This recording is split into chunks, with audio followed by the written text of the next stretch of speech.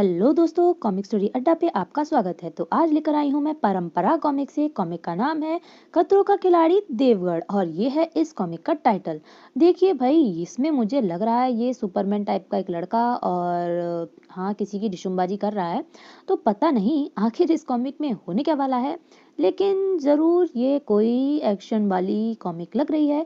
लेकिन वो तो पता चलेगा कॉमिक में आगे बढ़कर। इससे पहले आप लोग कर लीजिए चैनल को सब्सक्राइब और हम लोग बढ़ते हैं सीधे अपनी कॉमिक की तरफ। हमारी कॉमिक का नाम है खतरों का खिलाड़ी देवगढ़ और यहाँ से हमारी कॉमिक स्टार्ट होती है। इसके संपादक हैं अजय पल्लाहा, लेखक हैं जेपी आजाद, चित्रांकन है जॉन और योगी। पुलिस मुख्यालय में बड़े दुख की बात है ऑफिसर्स, एक माह में 33 हत्याएं और वो भी धोबीपाड़ा में। लेकिन सर सर सर सर मैं कब तक तुम लोगों के आश्वासन सुनता रहूंगा? आखिर मुझे भी तो ऊपर जवाब देना पड़ता है। कुछ भी करो, मैं तुरंत एक्शन चाहता हूँ। सर, हम दिन रात की गश्त के बाद इस नतीजे पर पहुंचे हैं कि वहाँ कोई बड़ा षड्यंत्र चल रहा है।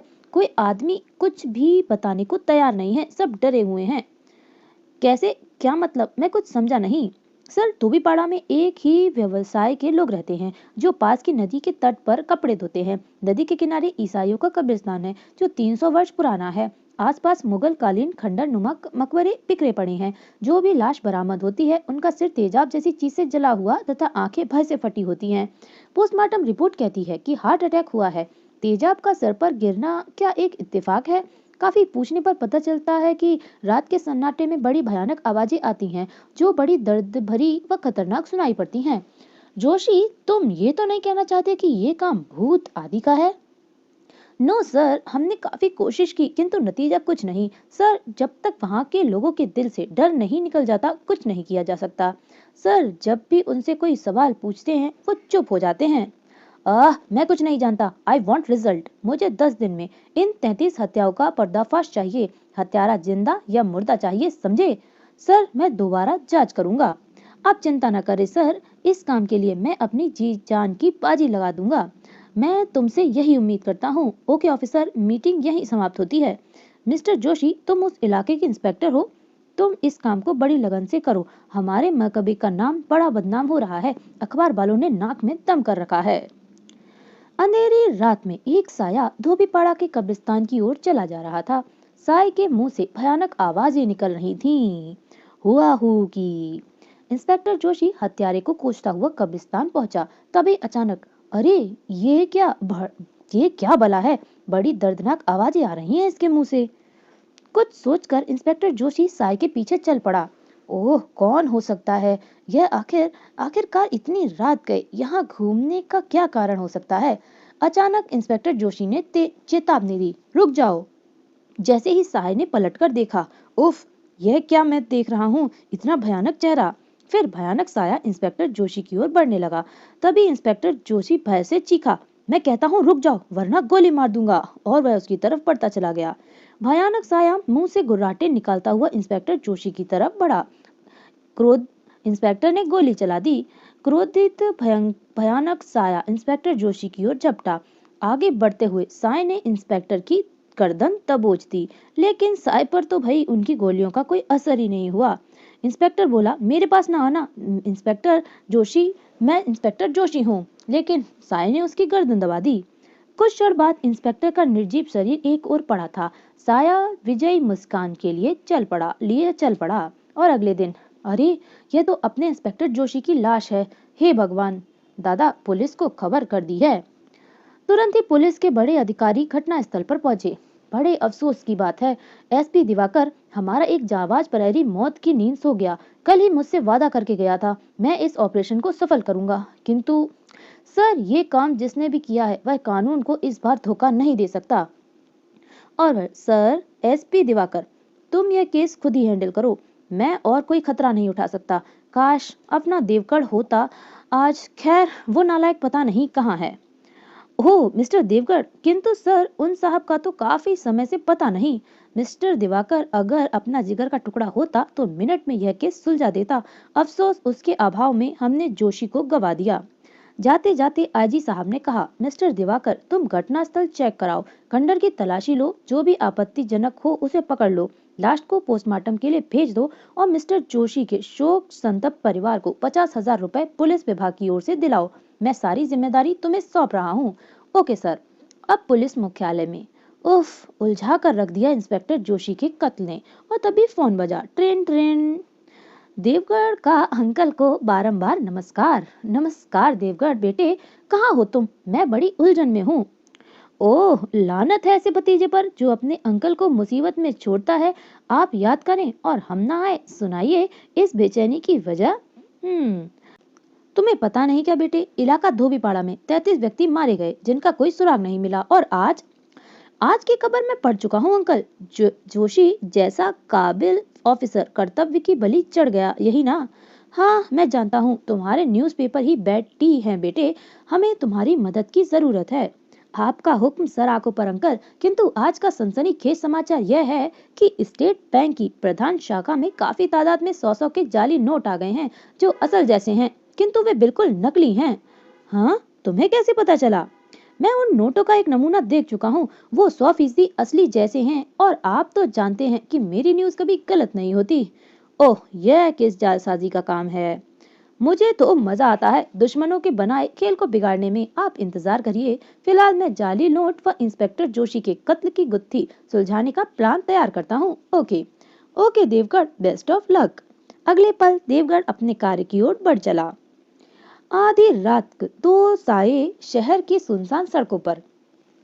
जोसेफ, तुम यह बम मंदिर में फिट कर देना। दूसरा टाइम बम रेलवे स्टेशन पर जाकर हम दोनों को लगाना है। मैं सोच रहा हूँ संजय, यह काम अपने देश से गद्दारी का है। इसमें सोचना क्या यार, नोट भी तो तगड़ा मिला है। ये देख। क्या पूरे 10,000 हैं? ये तो कुछ भी नहीं, दंगा होते ही 50,000 और मिलेंगे, समझे?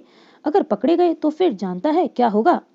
अरे रात के 2 बजे कौन देख रहा है? अभी गए अभी आए, सिर्फ 2 मिनट लगते हैं। मुझे तो डर लगता है।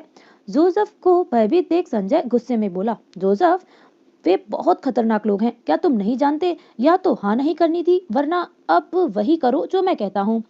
ओके। एक पुल से गुजरते हुए वे दोनों एक भव्य मंदिर के पास जाकर रुक गए। वो देखो जोसेफ, मंदिर आ गया। बस तुम जाकर मेन दरवाजे पर ये टाइम बम लगा दो और इसमें 10 मिनट का समय लगा देना। जाओ, अब ओखली में सर दे दिया तो मूसल से क्या डरना। ज्यादा समय मत लगाना, मुझे रेलवे स्टेशन तेरे साथ ही जाना है। बस जल्दी लगाकर आ। बस गया और आया। अचानक मंदिर के द्वार पर देवगढ़ आ गया। कहाँ चले देश के भावी कर्जदार? तो अभी तुमने देश के कानून को पहचाना नहीं शायद। अरे ये क्या बला है, सिर से पांव तक चमगादड़ जैसी पंखों वाली पोशाक। अचानक देवगढ़ को देखते ही दोनों साथी बुरी तरह घबरा गए। कौन हो तुम? दोस्तों का दोस्त दुश्मनों के लिए जल्लाद, ना चीज को देवगढ़ कहते हैं। क्या? अगले ही पल साय ने रिवॉल्वर निकाल ली। वहीं रुक जाओ देवगढ़, वरना गोली मार दूंगा। हो, मारे गए। ये तुम गलत कर रहे हो और अपनी गलती की जिम्मेदारी तुम्हारी ही होगी। देवगढ़ ने भी उन पर धावा बोल दिया और साय ने भी गोली चला दी। और फिर देवगढ़ की हाई पावर किक साय के सीने पर पड़ी। ये ले, दोनों की पिटाई हो गई। अरे बेटा भाग ले। पलक झपकते ही उसे ऊपर उठा लिया देवगढ़ ने। अवसर पाते ही दूसरा भागा। तू कहाँ जाता है बदमाश? हाय, मर गया। अब भुगत अपने कर्मों की सजा। देवगढ़ के भागते हुए साय को धर दबोचा और नीचे पड़े साय पर ते मारा। नीचे पड़े दोनों साय दर्द से करा रहे थे। नीच गद्दारों, तुम बताते हो या मैं कार्यक्रम जारी करूं? नहीं देवगढ़, हम सब बताते हैं। मर गया, हाय मेरी कमर। जल्दी बताओ। हाँ, वे 4 थे। उन्होंने हमें 2 टाइम बम दिए और कहा इन्हें मंदिर और स्टेशन पर लगा दो, हम तुम्हें मालामाल कर देंगे। उन्होंने हमें 10,000 रुपए पेश की दिए। ये रिवॉल्वर भी उन्होंने ही दी है। तुमने लालच क्यों किया? देवगढ़, हम लाचार थे, पेट की आग बर्दाश्त नहीं हुई। 3 दिन से हम दोनों दोस्त भूखे थे और हॉस्टल की फीस जमा नहीं हुई। वह कर्ज भी सर पर चढ़ा है। अच्छा, तो हालात के थप्पेड़ों से घबरा कर तुमने ये नीच काम करने की कोशिश की। तुमने यह नहीं देखा इससे कितना खून खराबा होगा। हमें माफ कर दो देवगढ़, हम कसम खाते हैं आज से अपने स्वार्थ के लिए कोई ऐसा काम नहीं करेंगे जिससे देश का कोई नुकसान हो। अगर देश का हर बच्चा ऐसा सोचने लगे तो हमारे देश कितना महान और उन्नत होगा। फिर कोई विदेशी ताकत हमें निशाना बनाने की जरूरत नहीं करेगी। हम आज से ही कसम खाते हैं। क्या तुम उनका अड्डा जानते हो? अड्डा तो नहीं जानते, किंतु वे हमें भवानी मंदिर के पास कंदी बस्ती में मिले थे। शायद वे वही उन लोगों का अड्डा है। कौन सा भवानी मंदिर? वही जो धोबीपाड़ा के पास था। क्या? धोबीपाड़ा के पास? देवगढ़ चौंक पड़ा। देखो, तुम ये बम और पैसे यहीं छोड़ जाओ, मैं सब काम अपने आप कर लूंगा। अब तुम सीधे हॉस्टल जाओ, कल तुम्हारी फीस भी जमा हो जाएगी। क्या? सचमुच? देवगढ़, वे लोग हमें दोबारा मिलेंगे तो हम उन्हें क्या जवाब देंगे और मदद के लिए कैसे पुकारेंगे? क्या वे हमें मार तो नहीं देंगे? यह कार्ड रखो, यहाँ मुझे फोन करना और बताओ वे तुमसे संपर्क कैसे करेंगे। उन्होंने कहा था कि काम होने के बाद भवानी मंदिर पर कल शाम 5 बजे मिलना, क्योंकि कल वो हमें कुछ नया काम बताने वाले थे। अब तुम सीधे जाओ, जब तक मैं तुमसे ना मिलूं हॉस्टल से मत निकलना। तुम दोनों धोबीपाड़ा के पीछे जो हॉस्टल है उसमें ही रहते हो ना? इसमें शक नहीं कि तुम ही देवगढ़ हो। जैसा सुना था वैसा ही पाया। कमाल है। दोनों के जाने के बाद कमाल है। सब आंखें मूंदे सो रहे हैं और दुश्मन अपना सुनियोजित कार्यक्रम जारी रखे हुए है। इस रैकेट की पूरी जड़ खोदनी पड़ेगी, तभी इस देश में शांति होगी। अगले दिन शाम 5 बजे भवानी मंदिर के चौराहे पर खड़ा था देवगढ़। 5 बज गए, वो अभी तक नहीं आए। कहीं प्रोग्राम तो नहीं बदल दिया? आईजी अंकल को सब रिपोर्ट दे दी है, उन्हें आने में आधा घंटा लगेगा। तब तक क्या किया जाए? लेकिन तभी सामने कुछ चहल पहल हो रही है, नजर रखता हूँ। देवगढ़ बड़ी सावधानी से देख रहा था। कार रुकी तो आदमी कार से उतरकर दुकान में। अब ये शोर, दाल में कुछ काला है। देवगढ़ दुकान के सामने खड़ी कार की ओर बढ़ा। कार से आती हुई आवाज देवगढ़ के कानों में पड़ी। अब्दुल, तुम जाकर देखो दोनों हरामजादे क्या कर रहे हैं। बहुत देर लगा दी कमबख्तों ने, इतनी देर में तो गोली मार सकते थे। हाँ, यह चक्कर है, आज जंजीर की सारी कड़ियां मिल जाएंगी। देवगढ़ कार के पीछे छुपकर बातें सुनने लगा। अभी तो उन छोकरों को भी ठिकाने लगाना है, उन्होंने हमें धोखा दिया। बहुत सख्त नाराज था। सारे काम गलत हो रहे हैं, करेंसी छपकर धूल चाट रही है। काम ना बना तो हमारी खैर नहीं। तभी दुकान से एक चीख निकली, बचाओ बचाओ, और देवगढ़ दुकान की ओर दौड़ पड़ा। जैसे ही देवगढ़ दुकान के भीतर घुसा, अरे लंगूर, वहीं रुक जा वरना खोपड़ी में सुराग बना दूंगा। ये क्या बदतमीजी है? कौन है बे तू? देवगढ़ को देखकर दुकानदार रो पड़ा। मुझे बचा लो, ये बदमाश मुझे जाली नोट देकर माल खरीदना चाहते हैं। ओए बुड्ढे चुप, ज्यादा हवा ली तो भेजा छत से चिपका दूंगा। चल भाग लंबू। और अगले ही पल देवगढ़ ने भी अच्छी खासी पिटाई लगा दी। दूसरे गुंडे की खोपड़ी पर देवगढ़ के मुक्के का भरपूर प्रहार हुआ। ये ले। दोनों गुंडों को देखकर जैसे ही देवगढ़ ने बाहर झांका, बाहर वालों ने गोलियां चला दी। अगले ही पल देवगढ़ के हाथ में भी रिवॉल्वर था। गुंडों की कार स्टार्ट होते ही देवगढ़ चीखा, रुक जाओ वरना सब मारे जाओगे, मैं आखिरी वार्निंग देता हूँ। तभी कार में सवार गुंडे दोबारा गोलियां चलाने लगे। तब कार के टायर को निशाना बनाकर देवगढ़ ने गोली चला दी। दुश्मनों से मुंह की खाना देवगढ़ का काम नहीं। उसकी गोली हमारी कार की टायर में लगी है। गोली मार दो साले लंगूर को। देवगढ़ आ रहा है और ये लोग गोलियां चलाए जा रहे हैं। तभी वातावरण में पुलिस सायरन गूंज उठा। भागो पुलिस, मारे गए। यह मुसीबत भी अभी आनी थी। तो कहाँ भागता है प्यारे, अभी तो ड्रामे का ड्रॉप सीन बाकी है। मुझे छोड़ दो। छोड़ दूंगा, पहले यह बता कौन थे ये लोग। मुझे कुछ नहीं पता, तेरा तो बाप भी बताएगा हरामजादे। ये ले, अच्छी खासी पिटाई लगा दी। और संभालो हिंदुस्तानी पंच। मर गया। अधिक पिटाई से गुंडा कांपने लगा। मुझे मत मारो, मैं सब बताता हूँ, जल्दी बता वरना तुम्हारी खैर नहीं। तभी ये गोली आकर गुंडे के सीने में लगी। आह। वह बोलने लगा, मैं पापी हूँ, मैंने गुनाह किया है। देखो गोली तुम्हारे सीने में लगी है, और सुना है मरता हुआ आदमी कभी झूठ नहीं बोलता, उसे सीधे भगवान के पास जाकर किए कर्मों का फल मिलता है। तुम्हारा अंतिम समय है, सब सच सच बता दो, शायद भगवान तुम्हारे गुनाहों को माफ कर दे। कौन है वे लोग और क्या चाहते थे? ये लोग देश में तोड़फोड़ करना चाहते थे। बोलो बोलो, हाँ आगे बोलो, आगे बोलने की हिम्मत करो, बोलो कृपया बोलो। देवगढ़ ने गुंडे से पूछताछ की कोशिश जारी रखी। भगवान का नाम लेकर बोलने की कोशिश करो, वह तुम्हें इस भले काम के लिए हिम्मत देगा। कब्रिस्तान। इतना कहकर वह शांत हो गया। कब्रिस्तान? कौन सा कब्रिस्तान? ओह, अब सिर्फ खास कार्यक्रम रह गया है, और वह उड़ चला। तभी एसपी दिवाकर पुलिस पार्टी के साथ घटना स्थल पर पहुंचे। सर, वो भाग रहा है एक बदमाश। कौन वह? यस सर, आप कहे तो शूट कर दूं। बेवकूफ, तुम क्या जानकारी हासिल करे बिना ही इंस्पेक्टर बने हो? गधे कहीं के, जानते नहीं वो कौन है? कौन है? नहीं सर, इसका मतलब अभी तुम्हें बहुत कुछ सीखना है। बेवकूफ, जिसे तुम गोली मारने को कह रहे थे वह बहादुर बच्चा देवगढ़ था। आज तुम जैसे नासमझ पुलिस ऑफिसर की वजह से हमारा महकमा बदनाम है। नॉनसेंस। मारे गए। सॉरी सर, मैं देवगढ़ साहब को पहचान नहीं पाया। मैं उनसे कभी कारनामे जानता हूँ। देवगढ़ बहादुरी का एक और नाम है। हमारे विभाग के उलझे केस सुलझाकर गायब हो जाते हैं। माफी चाहता हूँ sir. Deogarh is the great. Inspector, तुम इन बदमाशों को यहाँ से ले जाओ। मैं आईजी साहब को सूचित करता हूँ। और हाँ, ज्वेलरी की दुकान का मुआयना अभी जाकर करो। ठीक है सर। ऑफिस में पहुंचकर, good evening sir. Good evening. कहो दिवाकर। सर, उन गुंडों को जख्मी करने वाले और कोई नहीं, स्वयं मिस्टर देवगढ़ थे। अपने देवगढ़ ने मुझे आज सवेरे ही फोन पर बता दिया था कि वह आज उन लोगों के करीब पहुंच जाएगा। क्या बरामद हुआ उनके पास से? सर, 5 विदेशी रिवॉल्वर, चोरी की कार और 2 करोड़ नकली नोट बरामद हुए हैं। हाँ, गुड। अपना देवगढ़ जरूर घुल खिलाएगा। अभी फोन पर कह रहा था अगले सिग्नल का इंतजार करें, मामला बिल्कुल साफ होगा। मैं भी यही आशा करता हूँ। और मिस्टर दिवाकर, हमारे पर्सनल वायरलेस पर आज तुम्हारी ड्यूटी होगी। भाई, बड़ा ऑपरेशन है। मैं गैर जिम्मेदार आदमी को इस पर नहीं लगाना चाहता। आप सतर्क रहें। देवगढ़ की कॉल आते ही कूच कर देना। मैं 4 लॉरियों का अभी प्रबंध करता हूँ। ठीक है सर। आईजी ने एसपी दिवाकर को एक घड़ी दी। मिस्टर दिवाकर, ये रेडियो कंपास है। इसमें जिस तरफ ग्रीन लाइट होगी आप उसी दिशा में कूच करेंगे। Thank you sir.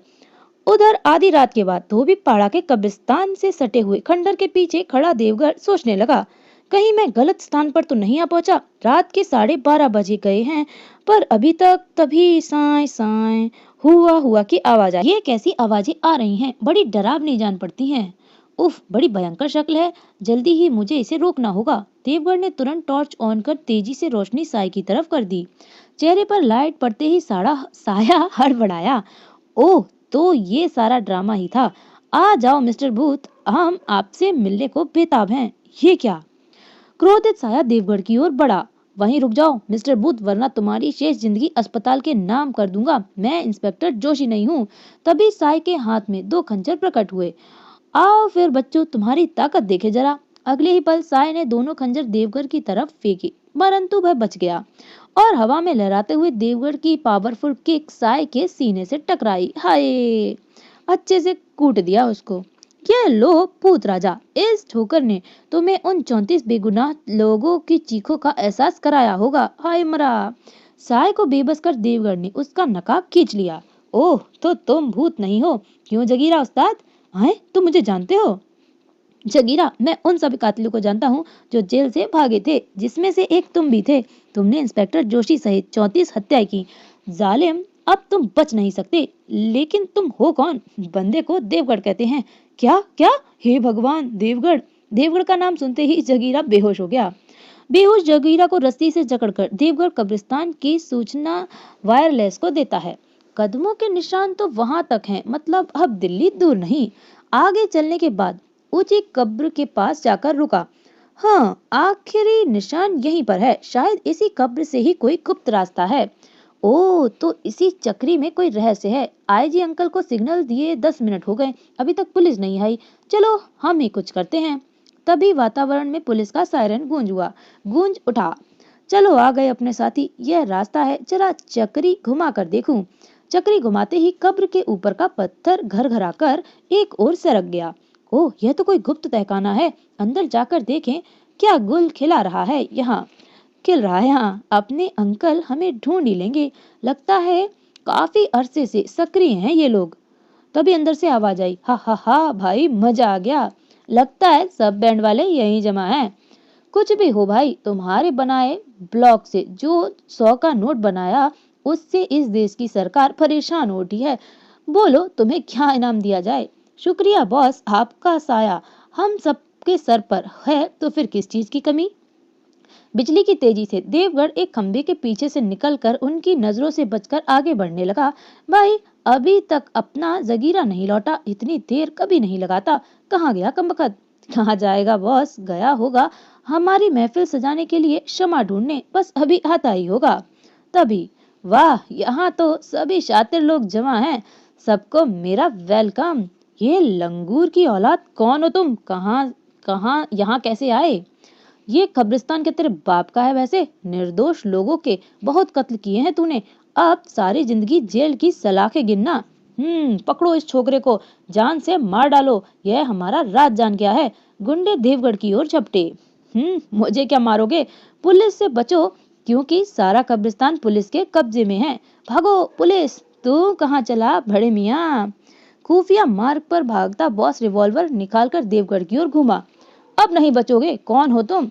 बंदे को देवगढ़ कहते हैं, और उसने गोली चला दी। अगले ही पर दुश्मन की रिवॉल्वर में ऐसी कोई गोली नहीं है जिस पर देवगढ़ का नाम लिखा हो, समझे? क्या तुम देवगढ़ हो? हाँ, मैं देवगढ़ हूँ, देश के गद्दार।